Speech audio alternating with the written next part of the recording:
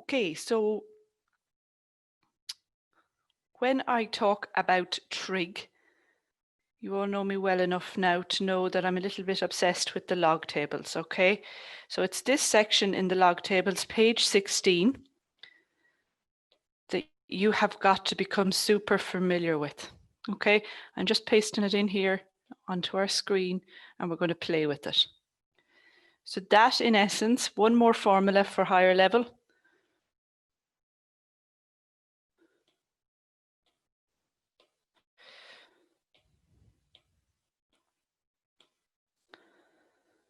That, in essence, is your Junior Cert Trig course. Okay, it's figuring out then how to use all these formulas and when to use them. So I always start by saying that it really doesn't matter if you're solving a triangle what you use, it comes down to what information you have. Right, let's have a look at the log tables, because this is the book you will get in your Junior Cert. It will be handed out to you. So if this can make sense for you, you have all the formulas in front of you. Right, so they have an angle A. So in trig, we always then have side A right across from angle A. And they just use capital A for angles, small letters for sides. So when I look at this formula here, I see sine of an angle equals a side over a side. I can tell that because the two letters here are small letters, so they're sides. I can tell that's an angle because it's a capital A. Okay, so some teachers teach them using ABC, others teach them using opposite, adjacent, hypotenuse. So it just comes down to whichever one your teacher uses. The most common one is hypotenuse, opposite, and adjacent. The side opposite your right angle is always called the hypotenuse. It will also be always the longest side of your triangle. Now, this only works when the triangle is right angled, okay? You have to have, what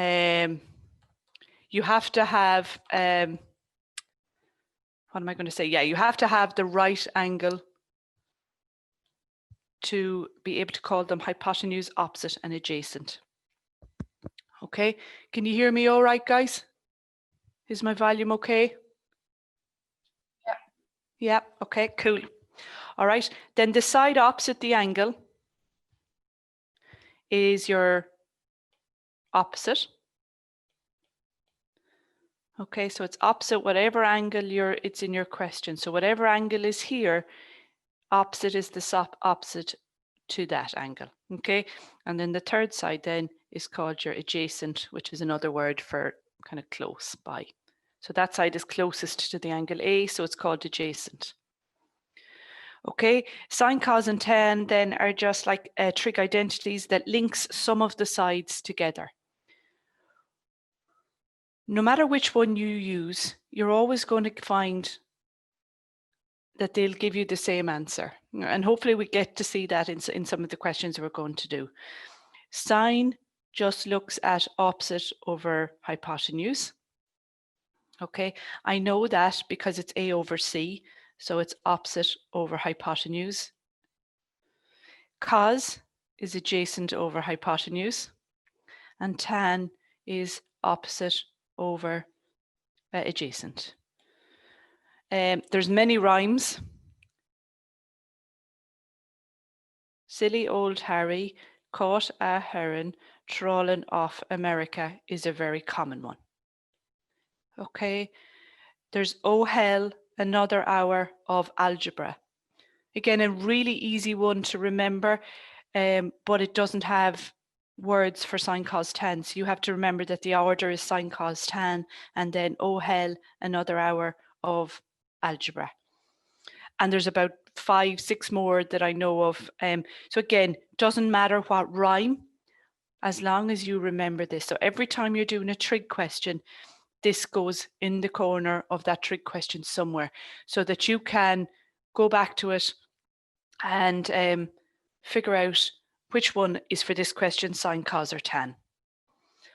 Right, Then if we have a look at Pythagoras Theorem, can you see that they're all small letters? So Pythagoras Theorem only talks about sides, and it's always hypotenuse squared equals the other two sides squared, and add them together.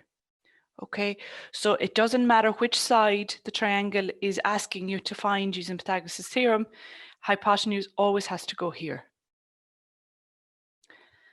And then in higher level, another common question that they ask is the area of the triangle. And there's a few formulas. You could have area of a triangle being equal to half the base by the perpendicular height. Okay, and that works quite well